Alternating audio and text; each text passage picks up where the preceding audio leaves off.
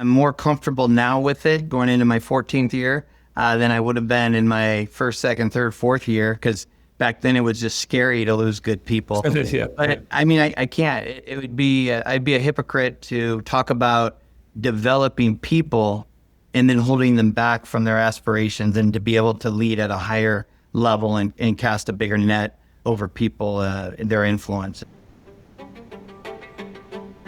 You're listening to School District Superheroes, a podcast that puts the super back in superintendents.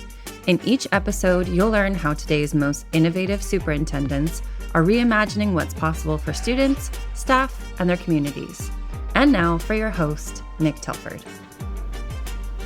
Well, good morning, Bob Taylor, all the way from Gettysburg. How are you this morning? I'm doing great. Yeah, it's early morning back here in Gettysburg, Pennsylvania. So happy to be joining you. Thanks for having me on. Yeah, no problem. It's earlier for me, just to let you know there, Bob. No, it's really nice. Thanks for making the time for us. You're joining us on the School District Superheroes podcast. And I always like to start off with, who was your favorite superhero growing up? Oh, favorite superhero? Probably Batman.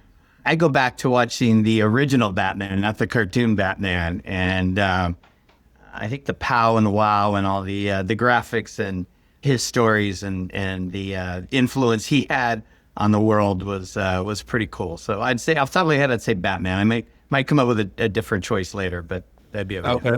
No, Batman's good. I think that's, if I was going to pick someone, that'd be mine too. So you're in Gettysburg, and it's unique that we're able to do this from across the country.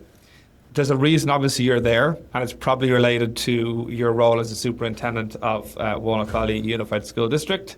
So maybe you could kick things off by telling us a little bit about why you're there, and if there's anything interesting to know about the genesis of that trip and what you do when you're out there. Yeah, so we are at Gettysburg College right now. Over my shoulder is kind of a central quad area of the college. I'm sure, as everybody knows, super historic college, and just being in this environment is inspirational. We have about 50 school district employees, just a couple of rooms over, doing a workshop right now.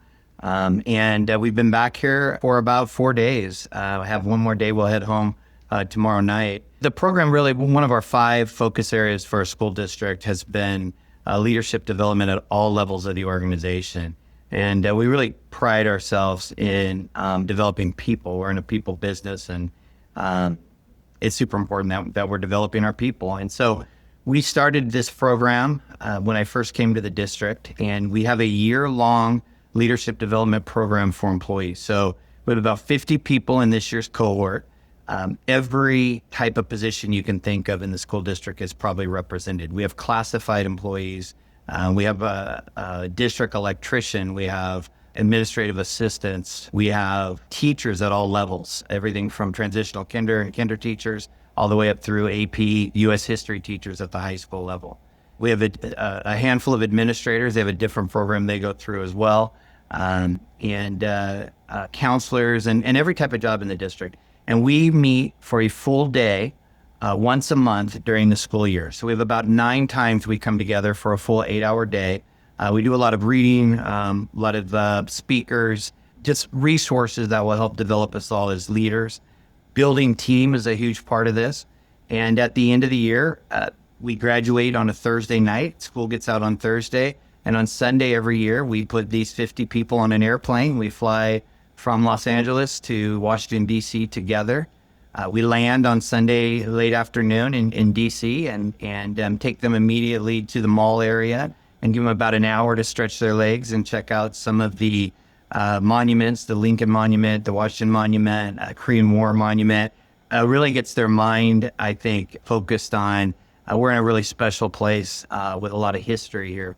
And then we get on the bus and head into Gettysburg, Pennsylvania. It's about an hour and a half ride out of D.C., and we check into a hotel. And then the next morning we get up and we spend 2 days, Monday and Tuesday, on the battlefield at Gettysburg. And the idea is that we're learning from the past. So we have a Gettysburg tour guide, a licensed tour guide, and we have a retired colonel from the U.S. Army. And the two of them combined, the tour guide really talks about what happened at certain monuments and certain points and times during the Civil War, the Battle of Gettysburg. And then the retired colonel comes in and talks about the leadership components. Here's why this person made the decision that he did at the time, and now apply it to your world, your current job. And how do we find connections from the past leaders, good decisions they made and decisions they would probably like to have back, and how do we apply those moments to our learning as leaders? And we find relevancy in that. So we spent 2 days. It's not a history lesson, but you can't help but to be just totally engrossed in the history and the surroundings. At night, a really important part, I think, for me as a superintendent is the social part. We go to dinner together, and they did a ghost tour last night. They've done a scavenger hunt through Gettysburg. So a lot of team building, activity kind of based things at night. And then today, which is day 4, really day 3 of being here, we come to Gettysburg College and we start to look at the current and the future. So we go from the past to the current and the future. And this morning, we have a person from CSIS, which is the Center for Strategic and International Studies. It's one of the largest think tanks in Washington, D.C., and they look at futuristic planning. And so the person today is going to talk to us about trends, different areas of life, and what it might look like 25 years from now. Really important, we have transitional kindergarten and kindergarten teachers that are teaching 4 and 5-year-olds who will graduate from high school in, 12 or 13 years. And we have kids being born right now that are going to graduate in 18, 19 years. And so it really helps us to start to think about how as a school district, how as a school, how as a teacher or an employee, are we preparing kids for what life might look like in the future. And then tomorrow we'll get up really early, take the 1.5-hour bus ride back to Washington, D.C., and we give everybody, the 50 people have a day in D.C., and we have some events planned, some museums, tours, different things that they can do, or they can just tour on their own. And then we meet up at, I think around 4 o'clock in the afternoon, we fly home. And I tell the group when we get here that really the 2 outcomes that we're looking for is to continue to develop as leaders, number 1, and number 2, build a sense of team.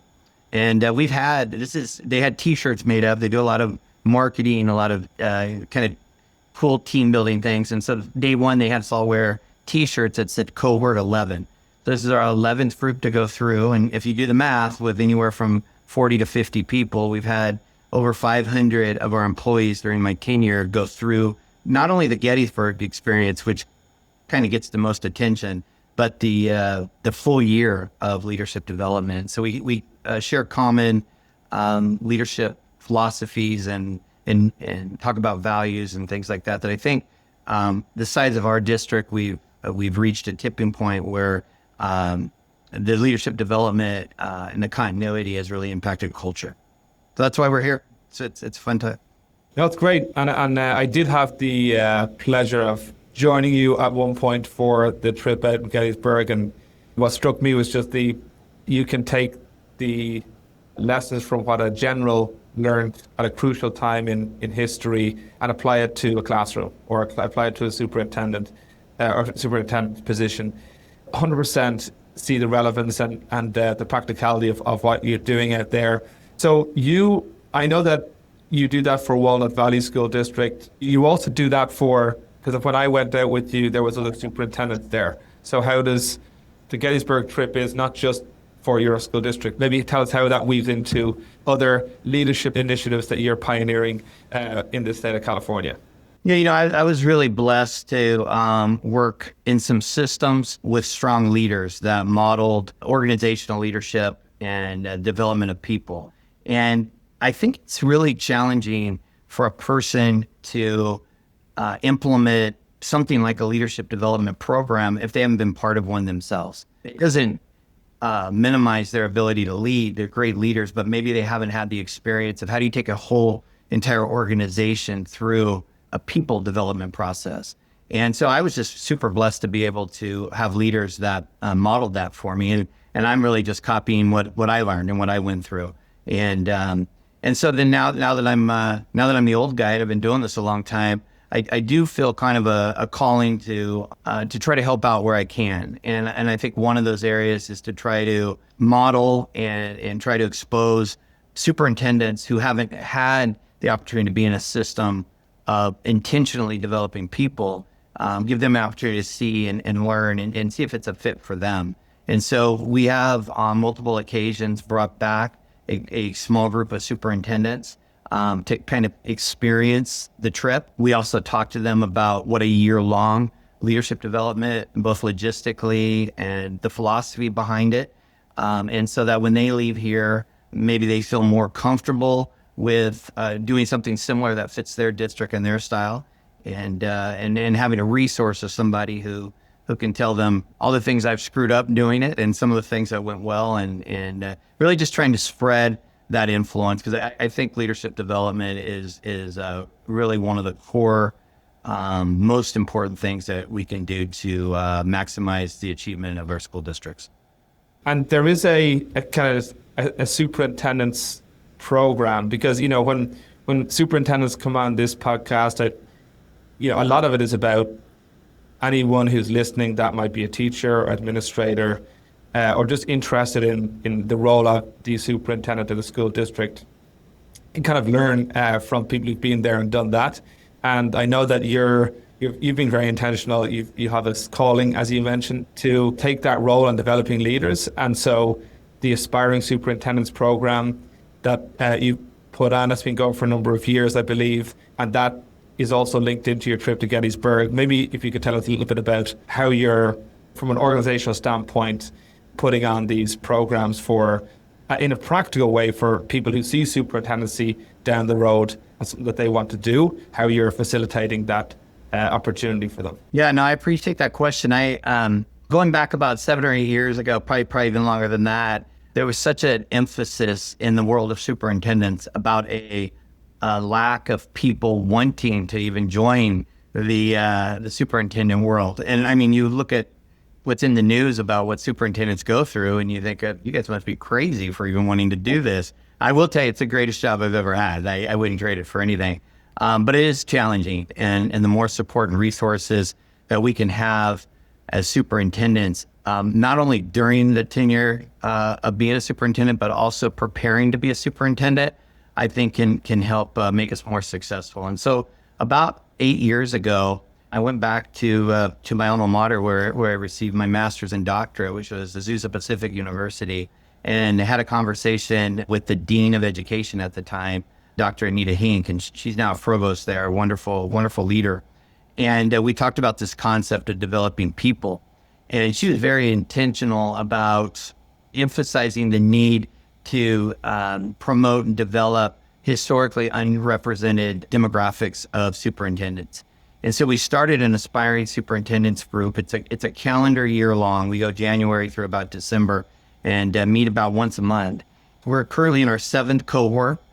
We have about 25 people per cohort, so you can do the math on that. We've had quite a couple of hundred people go through the program. And we focus on being a generalist. To me, that was some of the most important training that I received in preparation to be a superintendent, and then just living it out. You see how important that is. And I think a lot of times we tend to want to go back to an area that we were comfortable. So I was a teacher and coach and assistant principal and principal, and came up through the ed services rank, and naturally went into becoming an ed services leader at the district office level. And when I became a superintendent, the tendency is to go down the hall to the ed services area and spend your time there, because I'm not as comfortable, nor am I nearly as knowledgeable as maybe the assistant superintendent of business or the assistant superintendent of human resources or the chief operating officer.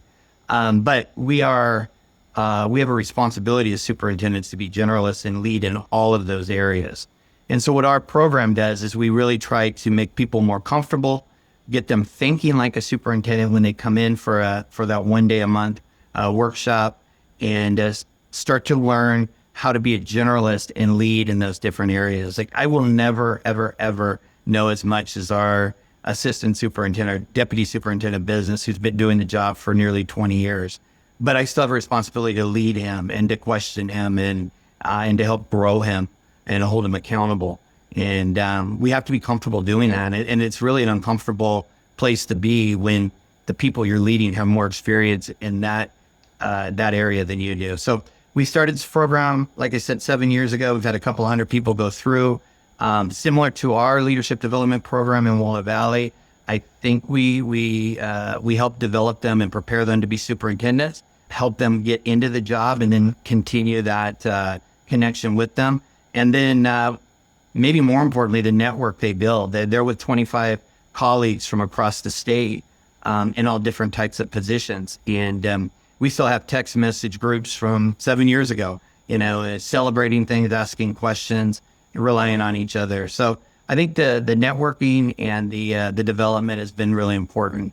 They don't have to listen to me talk the whole time. We bring in really high quality superintendents, retired superintendents, state leaders, whether it be, we have a different topic each time. So if it's business services, we bring in state leaders in the area of business, and whatever the area is, we bring in people that can help them grow. Fantastic. Yeah, I love the idea of being a generalist, and that being in itself being a very specific role, that you always need to be an expert in being a generalist, which seems like a bit of a contradiction. But for those folks who think, I don't know all the background of HR or business, but across the state, of course, there are superintendents who don't have that individual expertise. They came up through different paths.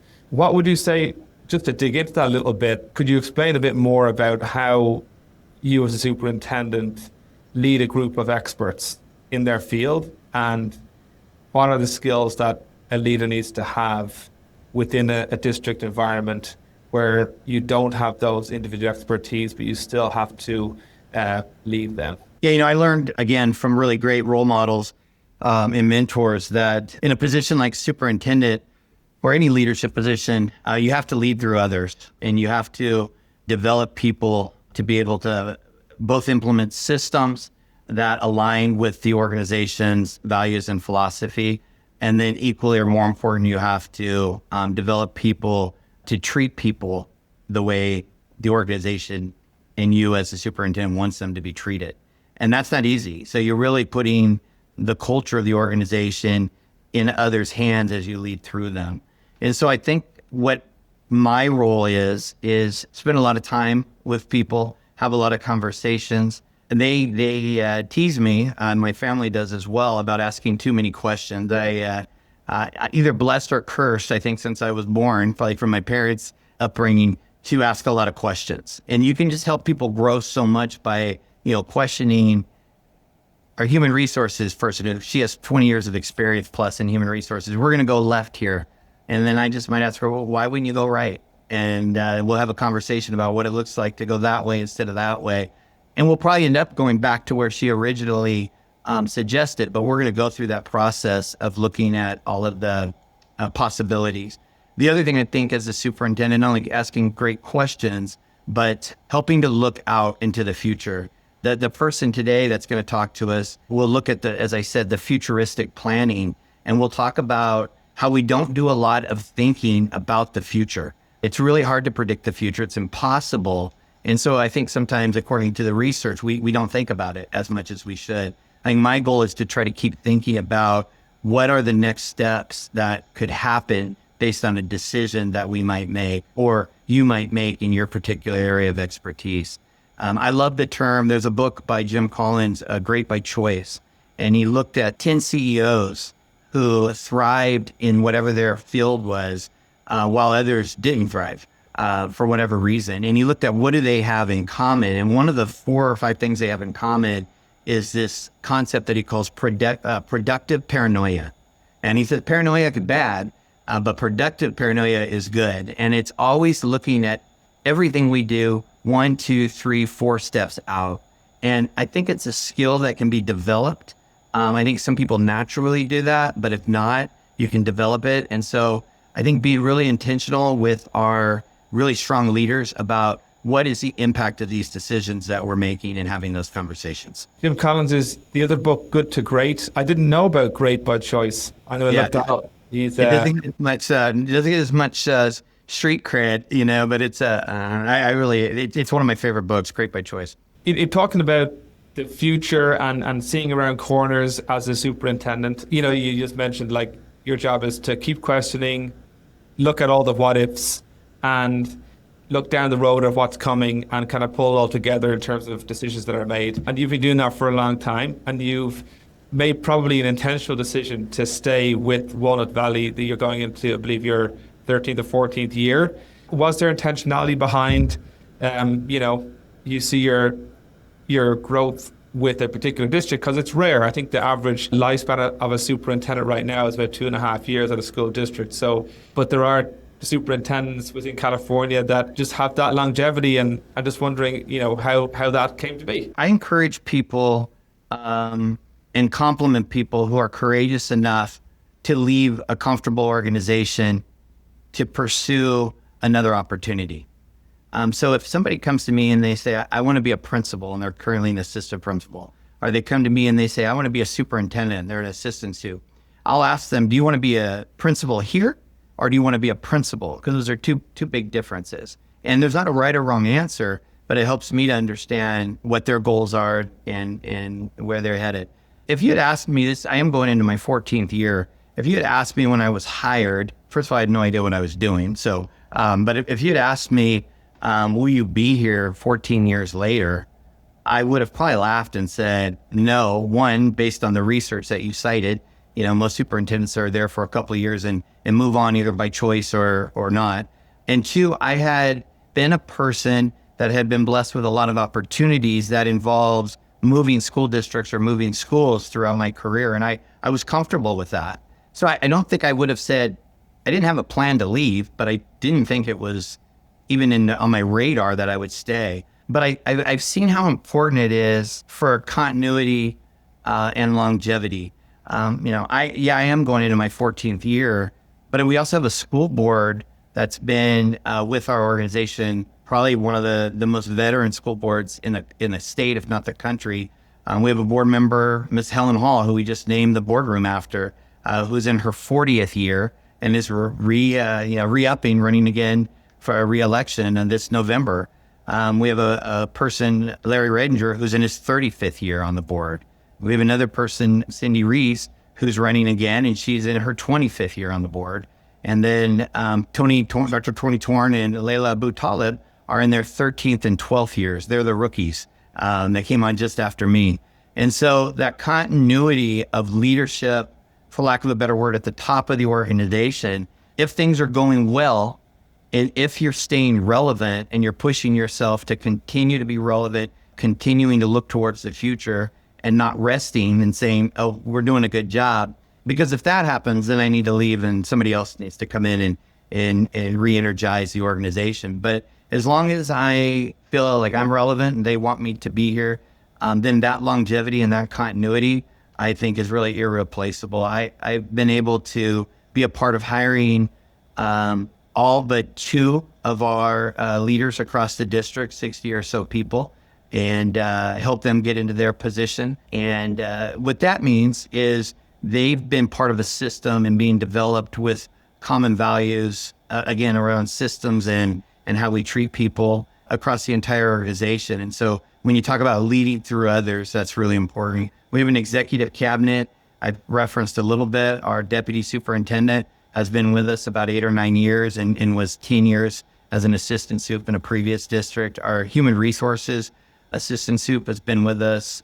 She started the day after we shut down schools in COVID. So whatever that's been, 6 years or so. And she was a superintendent for 8 years herself and HR before that. Our Ed Services assistant soup has been in the district 29 years and has the longevity and the history and the relationships across the district that you can't replace, that kind of time and commitment. And then our chief operating officer is fairly new to us, but she's been an assistant superintendent of business in 2 previous districts. And so when you take a team of 4 people as your executive cabinet and you partner that with a school board with the longevity and the just kind of the philosophy and the attitude and the values, they recognize that they are role models for kids. That doesn't happen everywhere. That combination, it's tough to leave. And so again, as long as they will have me, I've been happy to be here and felt like it was the right choice. rather than moving to some other opportunities. I think I was trying to do the math there, but is there almost a couple of 100 years of knowledge between the board and the cabinet? If you add all those years up, that's incredible. And in a world where there is such turnover and there's always people moving to the next thing, and there's always something exciting out there to go and either challenge yourself with, or there are opportunities do come across thick and fast, but staying the course of the district. And that, I presume, just the solidity within the district and the ease of making decisions and the trust and the loyalty, I'm sure that really makes for a really well-oiled machine within the district. Do your board meetings still go past midnight, or how do you see the efficiency in terms of like how you're able to, as an organization, how that functions now with all that experience? Yeah, I'm really proud of the efficiency of how things are ran here. I think that comes with experience. A lot of that is my responsibility, again, to lead through others. And that includes leading up. One of the things we talked about yesterday on the battlefield is the importance of leading in 4 directions, which is leading ourselves, which we need to do more of. Leading, for lack of a better term, subordinates, or the people that we're called upon to lead in a traditional fashion. But leading our colleagues, which is super challenging to do sometimes, but then also leading our bosses and having that working relationship with a board where you're helping to lead them into modeling efficiency and class and professionalism and making choices that are good for kids. And they do that anyways, but it's part of my job to ensure that occurs. It's not always easy. The thing I would say is that the decisions are not easy. Just to go back to that statement that you made, they're not easy. One of the advantages of being somewhere for so long and having such a continuity of team, whether it be with the board or the executive cabinet, is going kind of to Lencioni's work about the importance of being able to have honest discussions as a team, and the ability to be able to disagree and offer different opinions that may be opposing opinions, but then at the end of the day, walking out of the door and having a solid front. I think that's what people see is a happy, positive, unified team, whether it be the executive cabinet or the board. That doesn't mean that there's not deep, rich debate behind the scenes. What it means is that people are loyal to the organization, have a voice, but then value team decisions and team input. And so that's not easy. That's something we work at every single day. It reminds me of when I was coaching football. I was raised by a football coach, and so brought up in that world.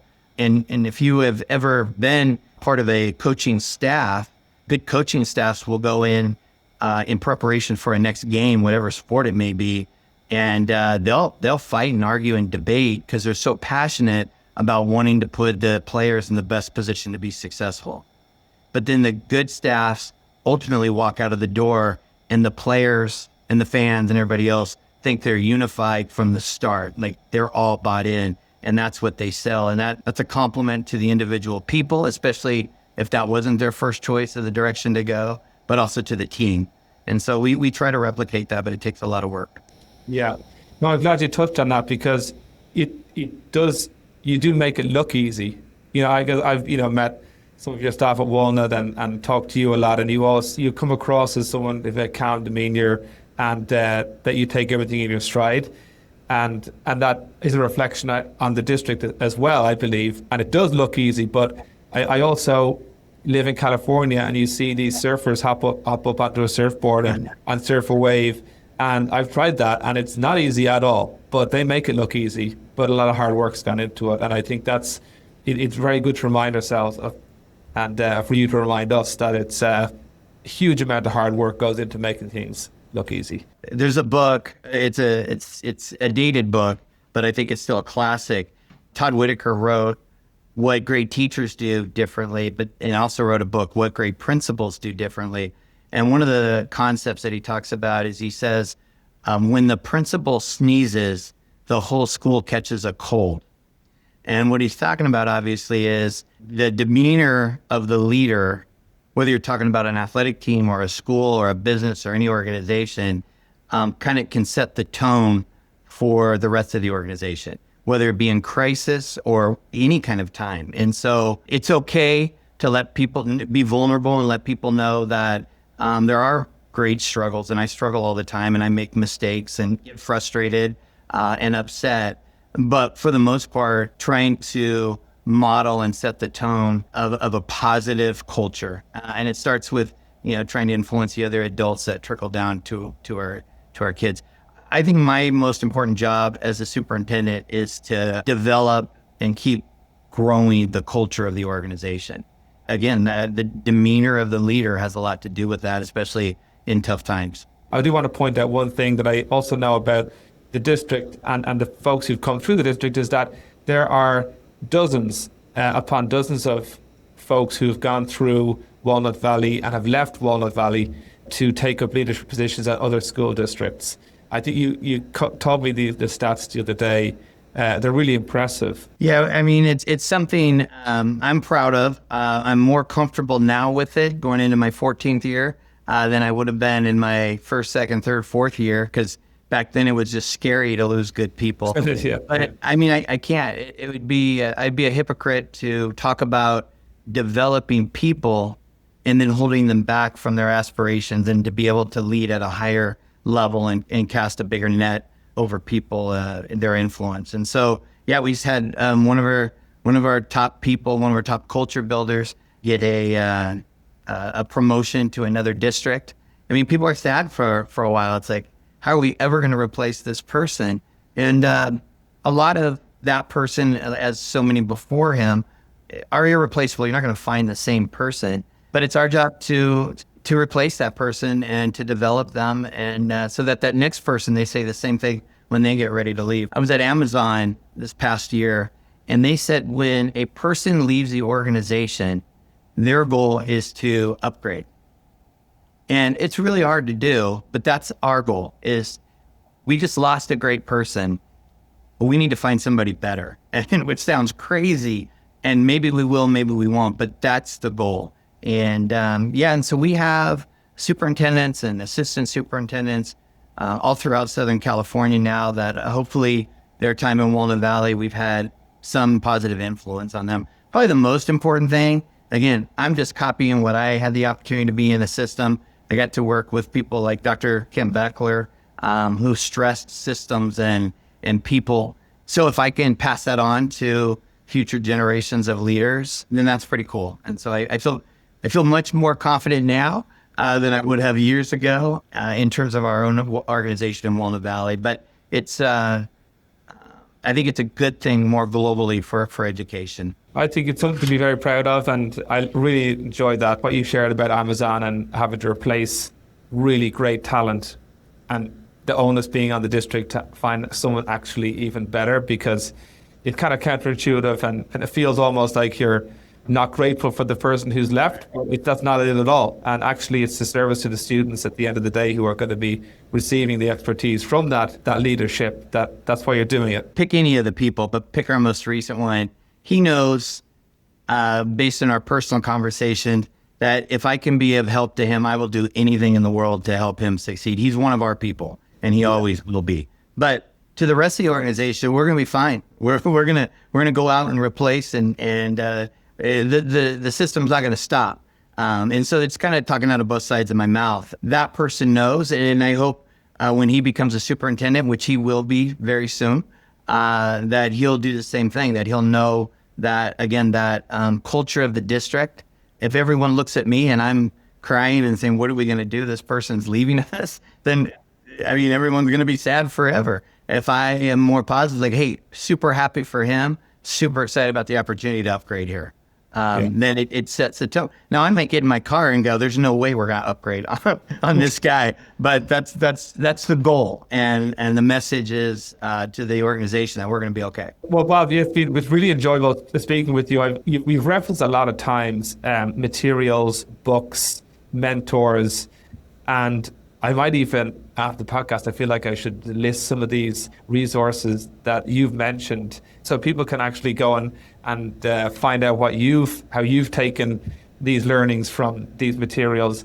And I presume you think it's important for any great leader. You have to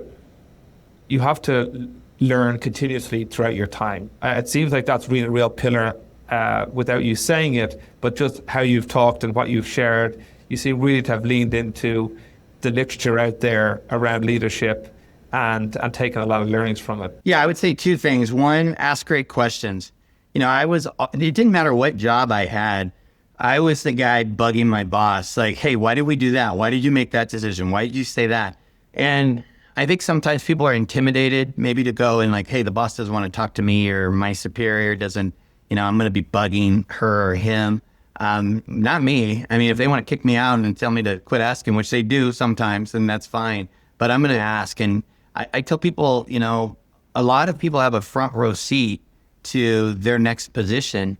And are we taking advantage of that? Are we asking questions, and are we learning from those people that we work with every day? Of course we are, but are we maximizing it? And then, staying relevant. I think a great example is I was in a superintendent's meeting group, and they gave us the book, The Empathy Dilemma, about a year ago. And I was like, okay, that's nice. And I kind of stuck it on my shelf. And I thought, I know, I've studied empathy, I'd like to at least say I'm an empathetic guy. And you know what?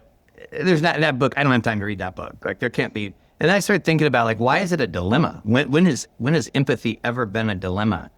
And I got curious. And so I listened to the book and then I read it. And it's been one of the most impactful books that I have read in many, many years. We implemented it with our leadership team. We've shared it with our leadership seminar group that's here.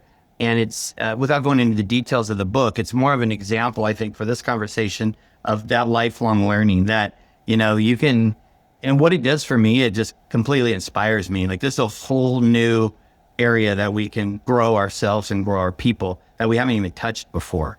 And I'm always looking for, there's classics that we use that I love. I mentioned a couple of the classics, but really important that we stay relevant with new learnings that are out there. Well, Bob, it's been a pleasure. It's a great way to wrap things up, continue learning every day, and have a look at those books on your bookshelf and see if maybe it's the right day to get stuck into one of them. Thank you for being a guest with us. Thanks for all the leadership you provide to aspiring superintendents and administrators around the state as well. I've witnessed the work firsthand, and it's truly remarkable stuff. It's practical, enjoyable. We'll look forward to seeing you again soon. All right, Nick, thank you for having me. I appreciate you. Behind every successful school system is a superintendent making hard decisions, building strong teams, and putting students first every single day. These are the real superheroes shaping the future of education. Follow the show on your favorite podcast platform. And if you know someone who would be a great guest, email us at podcast@elevololearning.com.